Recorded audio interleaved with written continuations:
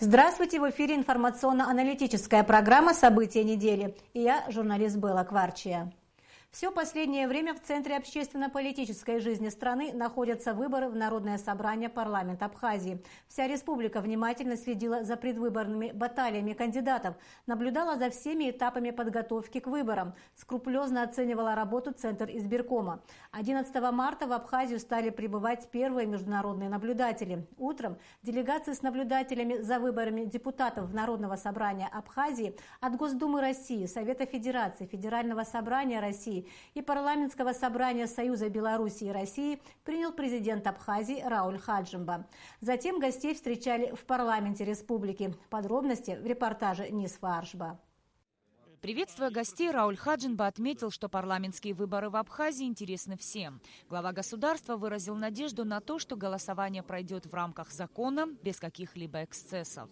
Жизнь показала, что, несмотря на то, что мы маленькое государство, мы сумели выдержать этот натиск. Россия нам помогает, создает возможности финансового достаточно большого объема помощи. И это стало подспорьем для того, чтобы Абхазия наращивала бы свои собственные возможности. Сегодня мы можем похвастаться тем, что объемы наших бюджетных возможностей возросли практически в 2 раза. Этого недостаточно для того, чтобы в полном объеме стоять, как говорится, на пути строительства государства, стоять уверенно на ногах. Но это придает нам достаточно такую позитивную тенденцию, дает возможности говорить о том, что мы на правильном пути. Президент немного рассказал гостям о ходе предвыборной кампании. Она проходила открыто, безо всякого противодействия. У кандидатов были равные возможности, отметил Рауль Хаджимба. Нам выгодно было бы, чтобы нас принимали бы как государство, которое действительно реально строит общество, которое нацелено на то, чтобы выстраивало отношения, добрососедские отношения, в первую очередь с Россией, ну и с другими государствами. Для нас важно, чтобы нас воспринимали и понимали бы, как государство независимое, готовое выстраивать отношения со всеми, и такая позиция будет сохранена. Вне зависимости от того состава, который будет в парламенте следующего созыва, могу вас заверить, ни внутренняя, ни внешняя политика Абхазии не поменяется. Первый заместитель председателя Комитета Госдумы по делам СНГ, евразийской интеграции и связям с соотечественниками Константин Затулин поблагодарил президента за теплый прием и пожелал успехов в проведении выборов в парламент. Я думаю, что мы хорошо понимаем трудности молодого государства, которое в течение долгого периода оставалось непризнанным, находилось в фактической блокаде в 90-е годы и, самое главное, стало жертвой кровавого национального конфликта, который в 1992 году привел к многочисленным жертвам.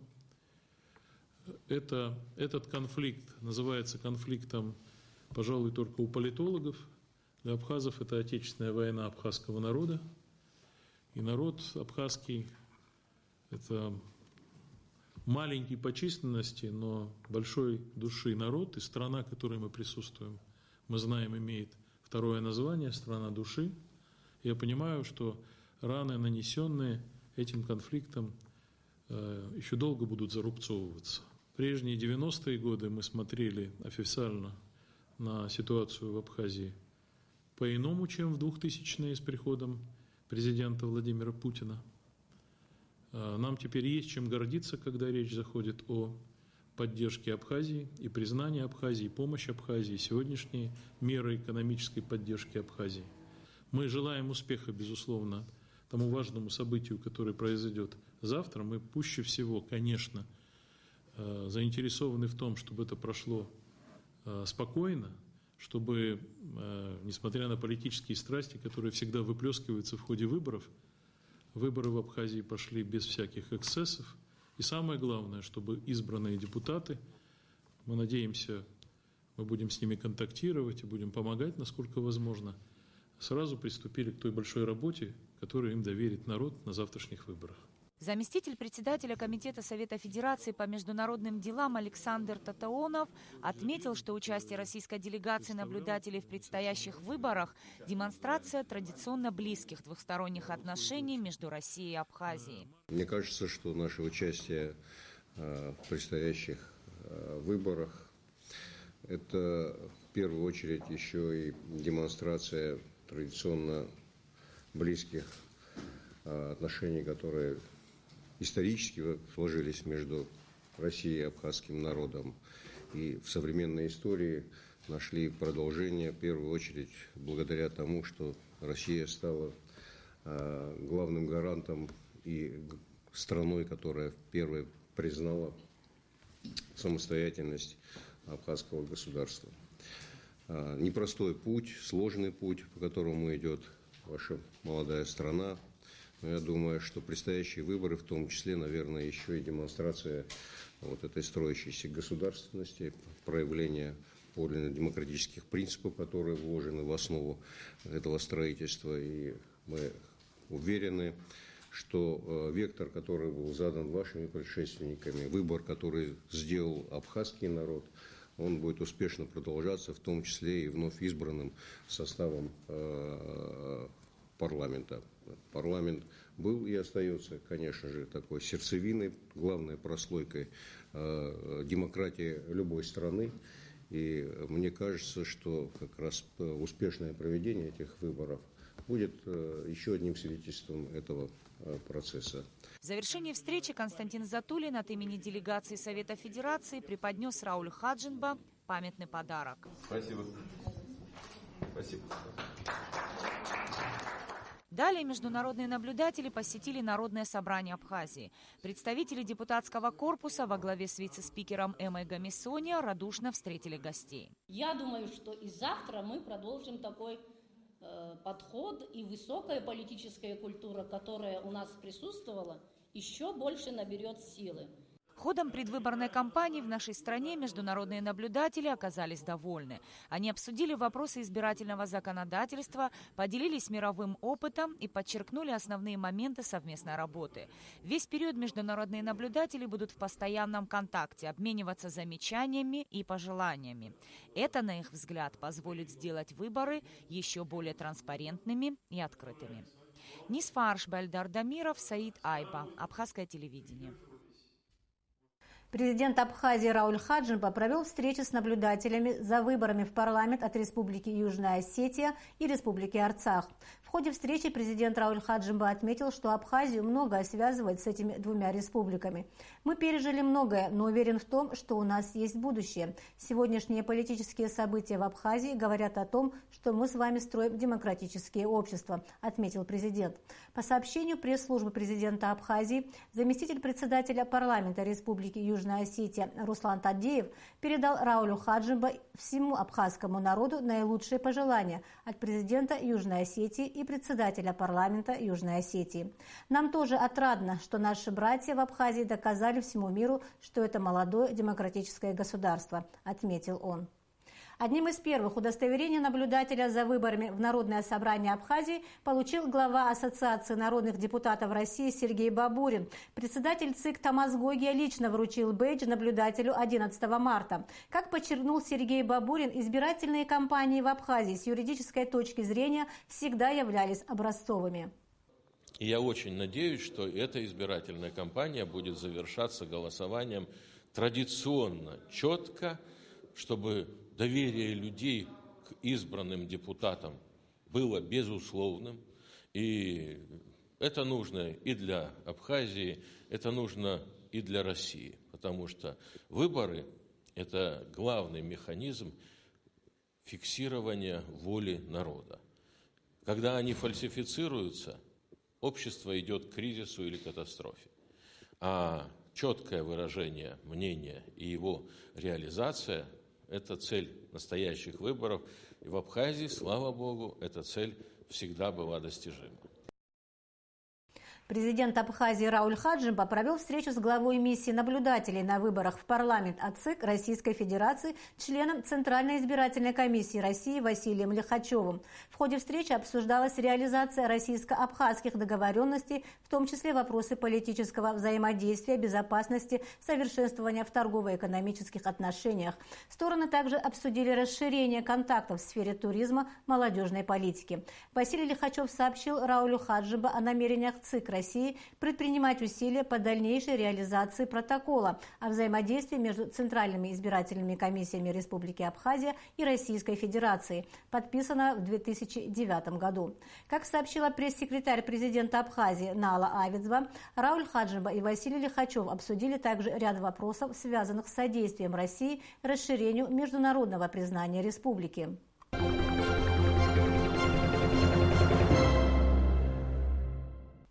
Все эти дни Центр избирком республики работал в напряженном режиме. Мероприятия по подготовке и проведению выборов выполнялись четко в отведенные законом сроки. Остался позади период регистрации претендентов в кандидаты. В этот период стало известно, представители каких партий будут участвовать в выборах, кто выдвигается от инициативных групп и каков контингент выдвигаемых в качестве кандидатов. Затем завершился период регистрации кандидатов, который в конечном итоге и определил тех, кто будет баллотироваться в парламент. Итоги работы ЦИКа по подготовке к выборам в Народное собрание Абхазии мы обсудили с председателем Центр избиркома республики Тамазом Гогия. Предлагаем вашему вниманию запись нашей беседы, которую мы сделали в рабочем кабинете председателя Центральной избирательной комиссии.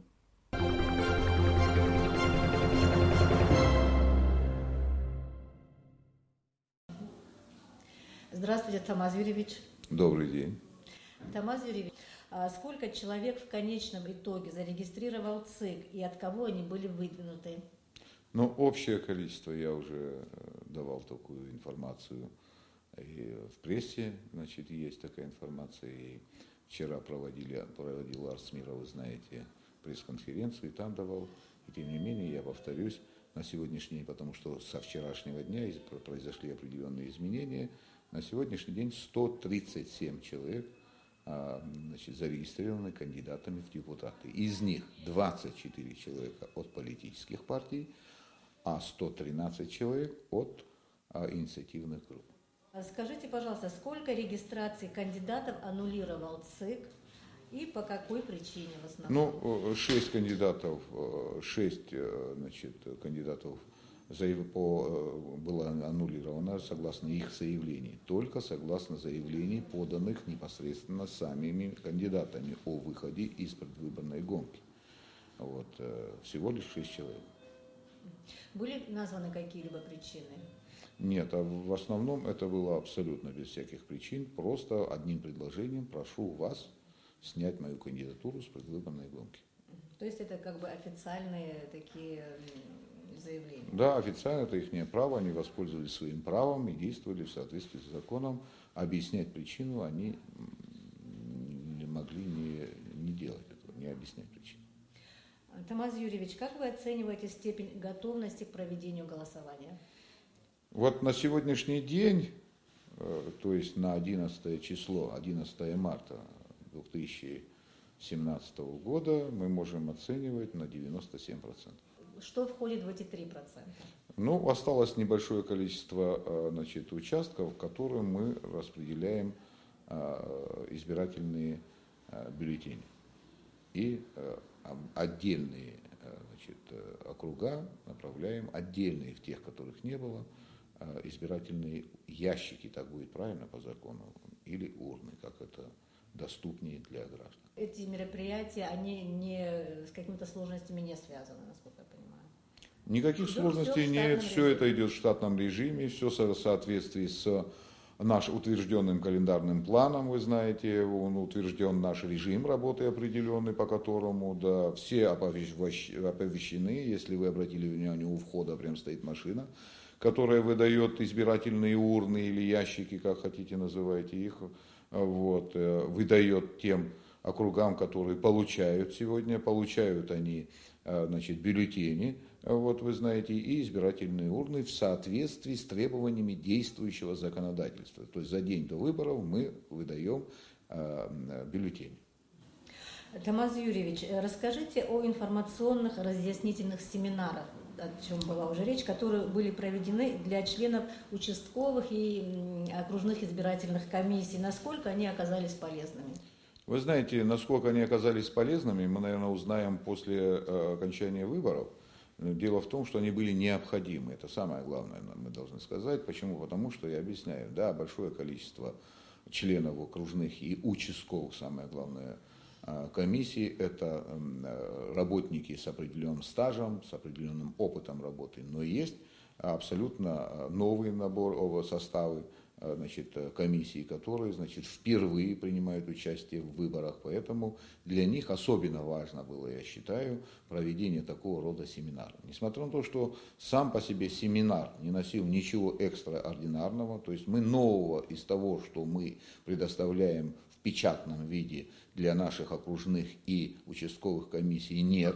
Но и тем не менее мы инсценировали определенные ситуации, которые могут возникнуть на участках, которые возникают вопросы, которые могут, может быть, самые нелепые иногда возникают вопросы, очень сложно предсказуемые вопросы. Я думаю, что польза была, и надеюсь на это, польза была. Кроме всего прочего, вы знаете, что нами разработана нормативная документация в виде рабочих блокнотов, и есть специальные брошюры со всем законодательством, выборным законодательством, которое, значит, распространяется, выдается на все участки и округа для того, чтобы наши члены избирательной комиссии оперативно могли обратиться именно в печатное издание и определить, насколько правильно они действуют в процессе этой работы. Какова численность избирателей общая? У нас данные предварительные порядка 135 тысяч. Вот. Но это предварительные данные. Основные данные мы будем иметь только на участках 12 марта, когда уже будут заполнены дополнительные списки. Вы знаете, основной список пополняется вплоть до 11 марта. Он может пополняться, исходя из того, что граждане Республики Абхазия по возрасту, значит, получившие право по возрасту, то есть при достижении 18-летнего возраста, это может произойти как и 11, так и, значит, 10 числа, то есть за день до выборов или в день выборов может ему исполниться. Он имеет законное конституционное право выбора, поэтому его обязаны включать в список.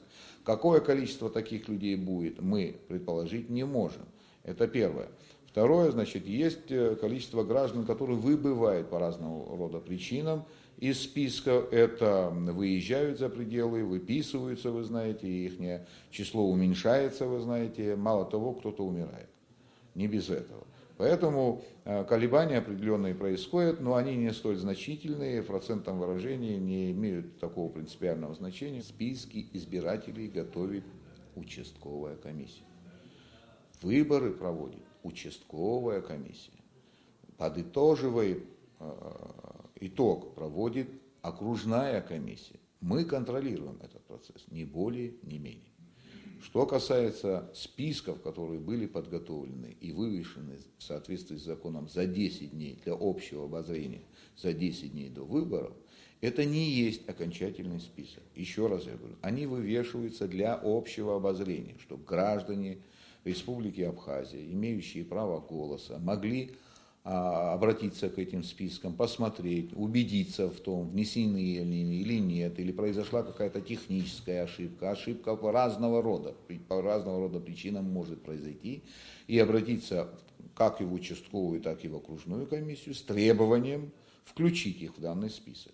Поэтому говорить о том, что списки подготовлены абсолютно точно, идеально, правильно, я не могу. А для этого законодательством предусмотрено всеобщее обозрение и право граждан обращаться в участковую комиссию с требованием их вписать в дополнительный список или же в основной.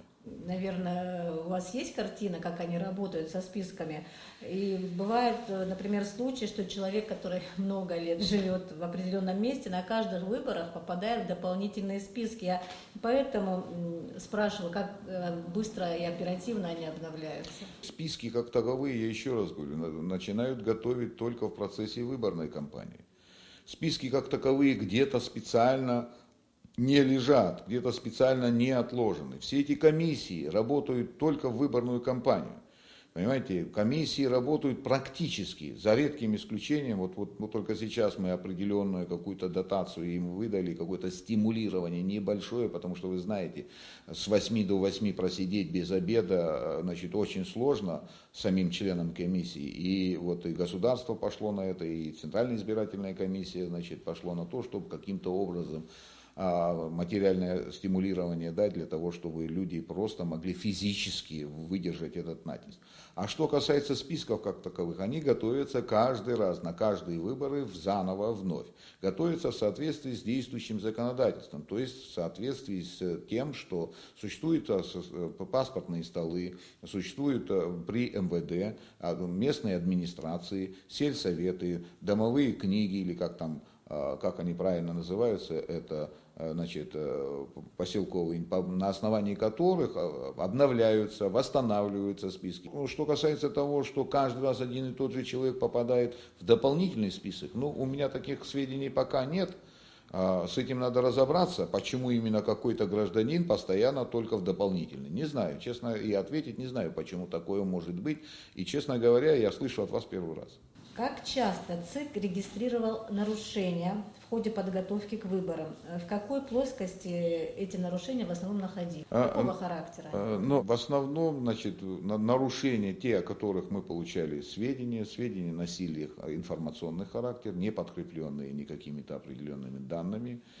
Центральная избирательная комиссия не является каким-то фискальным органом или надзорным органом, который занимается расследованием каких-то действий, связанных как и с административными, так и с уголовными нарушениями, потому что разного рода поступали сюда жалобы как и носящие и уголовный характер, так и административный характер. Все эти жалобы перенаправляются в специальные органы. Это надзорный орган прокуратура, вы знаете, который при прокуратуре создана специальная комиссия по изучению всех этих дел, связанных по выборам. И, значит, по изученным материалам предпринимаются меры. Меры такого характера, если же квалифицируют то или иное действие как нарушение, значит, действующего законодательства, мы перенаправляем такие дела, должны перенаправлять такие материалы в суд, и суд принимает окончательное решение. Но таких материалов пока еще в суд от нас не поступало. Что касается на стадии изучения, материалы поступают. Все они носят однообразный характер. Однообразный характер связан с тем, что какие-то, значит, избиратели занимаются, значит, оказанием материальных услуг, подкуп, это подарки, это там делают дороги и так далее. Когда начинаем выяснять и разбираться, в некоторых случаях это, значит, несомненно, может быть и подтверждается, но выяснить, насколько этот факт носит юридический характер, обязаны органы следствия.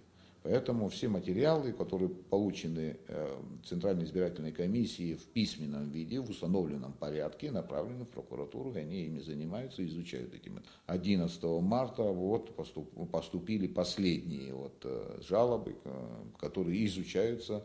Вы знаете, все эти жалобы должны быть рассмотрены и изучены до начала выборов. И мы в соответствии с действующим законодательством, рассылая эти материалы, значит, тем структурам, которые занимаются изучением материалов, ограничиваем срок изучения, что он не превышал срок, значит, начала выборов. Успеется? Они обязаны успеть. Они обязаны представить, изучить, насколько это возможно. Мало того, я должен вам сказать, жалобы изучаются и после выборов. Это не значит, что, значит, когда речь идет до выборов, значит, если это влияет на ход голосования, в обязательном порядке должны быть материалы изучены и рассмотрены до голосования. Давайте уточним, что в закон о выборах внесены поправки, согласно которым штамп в паспорте ставиться не будет. Но остается маркировка. Насколько эта маркировка надежна, на ваш взгляд, на руке? Дело в том, что это решение законодательного органа, которое мы обязаны выполнять. Моего требования это отражено в действующем законодательстве, мы его применяем. Насколько надежна эта маркировка, значит, были сомнения, значит, по прошлым выборам. Если маркировка была в прошлый раз 10%, там какое-то содержание каких-то красящих веществ, то сейчас были заказаны до 20% содержания. Но опять же, мы не должны содержание, значит, прочности сохранения этих веществ, как правильно выразиться, наверное, так, вот, не должны превышать 2-недельного срока. Вы знаете, что у нас возможны будут переголосования, значит, перевыборы в отдельных округах, и к этому моменту ранее нанесенная метка должна стереться, для того, чтобы их можно было использовать повторно. Если же они не будут сняты, вот эти метки, да, то у нас произойдет коллапс. Расскажите о самой процедуре голосования для наших телезрителей. Чтобы выбрать кандидата, избиратель должен по закону, по нашему закону, вычеркнуть всех, кто его не устраивает, и оставить свободной фамилию кандидата, за которого он голосует. Это так? Мы специально подготовили для этого ролик, для того, чтобы наглядно наши граждане могли видеть, как это делать. Но я еще раз подчеркиваю и говорю, если же там, значит, в ролике указано, там крестом зачеркивают, то это не имеет значения. Волеизъявление граждан должна быть определена самой комиссией. То есть, если же гражданин пришел, вычеркнул, значит, из 4-3, оставил одного, а случайно или по каким-то причинам он нарисовал, условно скажем, сердечко, или написал пожелание тому человеку, сказал, вот желаю тебе удачи. Это значит, что действительный бюллетень действительный. То есть волеизъявление его определяется четко, ясно и понятно. И нельзя говорить о том, что он каким-то образом испорчен бюллетень. Бюллетень ни в коем случае не испорчен. Но если гражданин возле своего кандидата написал пожелание, а в отношении остальных ничего не сделал, не зачеркнул, прежде всего, то этот бюллетень недействительный. Я еще раз повторяю, требование действующего законодательства, которое указано на самом бюллетене, на 2 языках, на абхазском и русском, четко гласит, что гражданин, голосующий, зачеркивает ту фамилию, против которого он голосует, и оставляет ту фамилию, за кого он голосует. В новом варианте бюллетеня, вы обратите внимание, мы лишнюю нагрузку убрали с бюллетеня для того, чтобы не сбивать с толку тех же избирателей, которым трудно увидеть, вы понимаете, плохо видящим, малограмотными, такие пожилые люди у нас есть. Все биографические данные, которые раньше вносились рядом мелким текстом, рядом с фамилией кандидата, мы все это убрали. Мало того, бывают одинаковые фамилии, бывают случаи, когда фамилии кандидатов одинаковые, да, но только различаются не имя, отчество. В этом случае мы и графу пронумеровали, то есть идет нумерация каждого кандидата, то есть первый кандидат такая-то фамилия, второй кандидат такая фамилия, то есть для того, чтобы было удобно гражданам определиться конкретно за кого они голосуют. А можно узнать, почему на этот раз ЦИК разрешил присутствовать внутри помещения только одному представителю от кандидата? До этого можно было, например, следить за голосованием наблюдателю и доверенному лицу. Законодательство в этой части никак не изменилось. Всегда было сказано, 2 наблюдателя существуют для того, чтобы один другого замещал. Но постоянно находиться в помещении должен только один наблюдатель. Второй наблюдатель нужен как замещающий один другого. Кто-то устал, выйти пообедать надо, плохо стало, причина какая-то домашняя возникла. Для того, чтобы процесс наблюдения не прерывался, достаточно одного наблюдателя. Вы понимаете, что у нас есть округа с большим количеством кандидатов, а помещения просто не предусмотрены для таких целей. И представьте себе суматоху, когда от каждого кандидата по 2 наблюдателя, плюс его доверенное лицо, и плюс там их 10 кандидатов, 8-10 кандидатов, условно. Да? И какое количество, не считая членов комиссии, которые тоже могут быть до 15 человек. Тогда куда заходить и как проходить, как работать самим избирателям, как им там помимо всего прочего, вы знаете, приходят и международные наблюдатели посещают и так далее, и так далее. Что касается доверенных лиц, и доверенное лицо может исполнять функции наблюдателя, но опять же в единственном лице. То есть если доверенное лицо, пользуясь своим правом доверенного лица, который имеет право потребовать получить информацию о председателе комиссии, определенную информацию интересующуюся. Мало того, посетить все участки, в каждом из участков получать определенную нужную ему информацию, да, он может, помимо всего прочего, еще и замещать одного из наблюдателей. То есть в любом случае наблюдение от каждого кандидата в единственном лице производится. В единственном. То есть один человек от одного кандидата. Насколько удалось решить вопрос доставки всего необходимого для выборов в отдаленные села, в отдаленные места? Задействованы ли какие-либо специальные транспортные средства для этого? Вот, к примеру, вы говорили о том, что высокогорное село Псхуда. Вот эта проблема, насколько успешно решил ЦИК, как ее справились? Ну, знаете, ЦИК такую проблему самостоятельно, конечно же, не решил бы. Мы с поддержки Министерства обороны, главы администрации Сухумского района непосредственно эту проблему сняли. Нам выделен для этого вертолет, который в нужное, положенное время, как обычно для всех, вот буквально 11 числа, отправляет туда бюллетени, и с момента окончания голосования, это 12 марта, сюда доставит протокола и все документы по выборам. То есть проблема данная решена. Мало того, решалась не только доставки туда каких-то документов. Большое количество граждан поселка Псху находились здесь. Мы предоставили возможность им на этим же вертолетом прибыть на место для того, чтобы получить возможность проголосовать. Что касается других сел, нам оказывают содействие местной администрации по нашему поручению решение Центральной избирательной комиссии обязательно для выполнения любого органа. Это записано в законодательстве. Кроме того, что мы ссылаемся на закон, то местные органы нам оказывают содействие.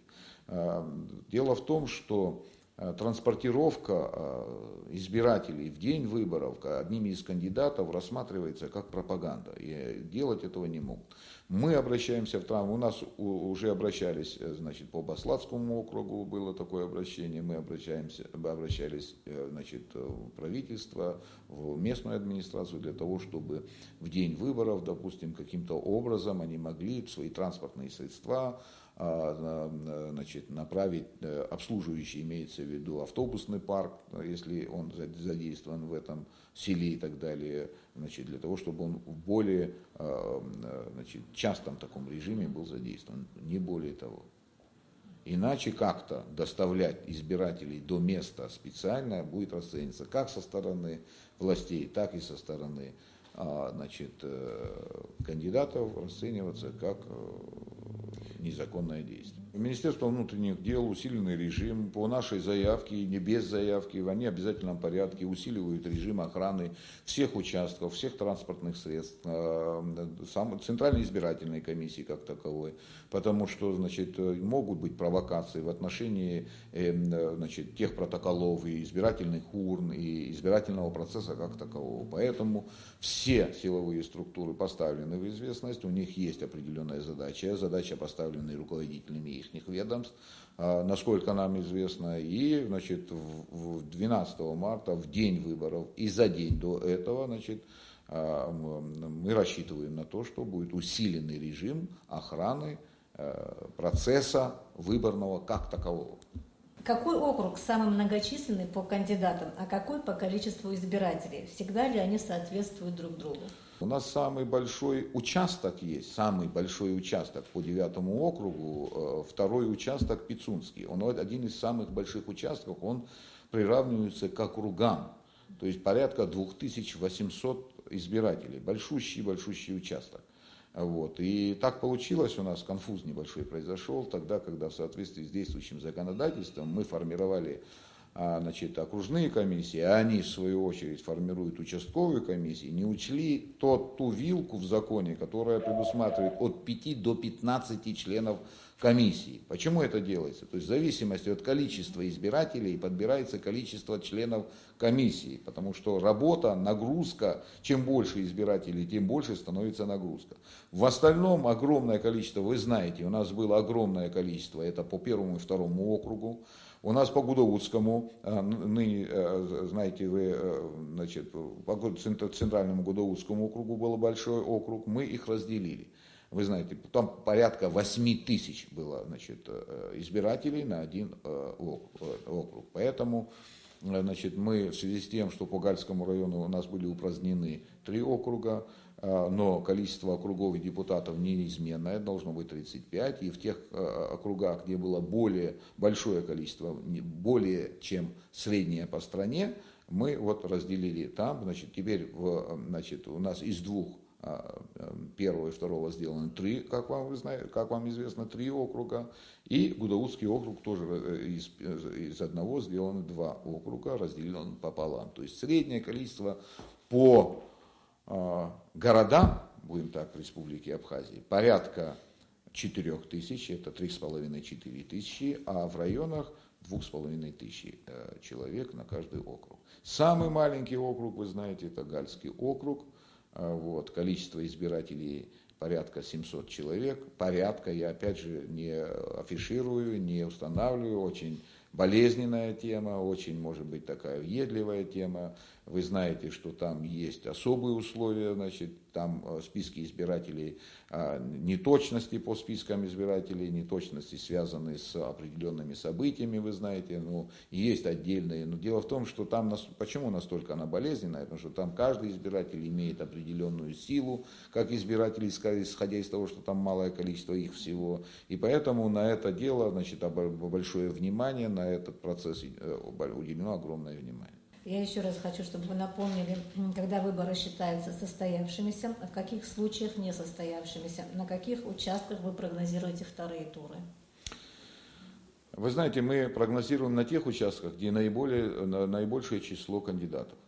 То есть это естественное прогнозирование, вы понимаете. Там, где 2, максимум 3 человека, может решиться вопрос в первом туре.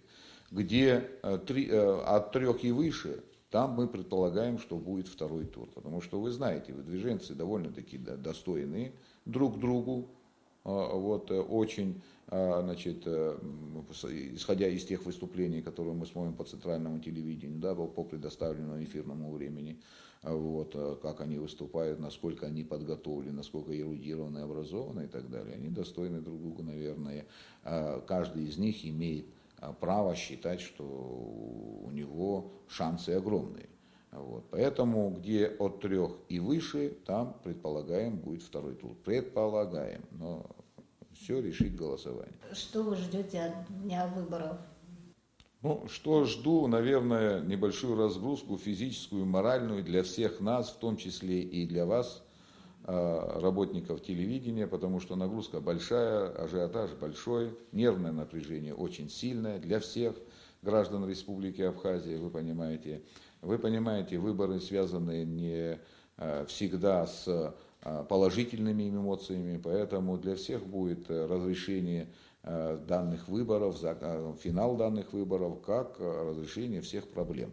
Я надеюсь, что проблем не будет, и желаю всем тем, кто достоин быть депутатом, чтобы граждане нашей страны сделали правильный выбор, выбирали умом, а не сердцем, не какими-то другими связями, только умом, потому что иначе нам никак нельзя. Единственная наша возможность существовать как страна, самостоятельное, суверенное государство только тогда, когда наш народ сплочен, понимает правильность проблемы, решает ее правильно, и все зависит не от Центральной избирательной комиссии, не от президента, не от премьера, не от кого-либо еще. Все в руках населения, все в руках наших избирателей. Какое решение они примут, кого они выберут, того мы будем иметь, и такое государство мы будем строить. Я благодарю вас за интервью. Спасибо.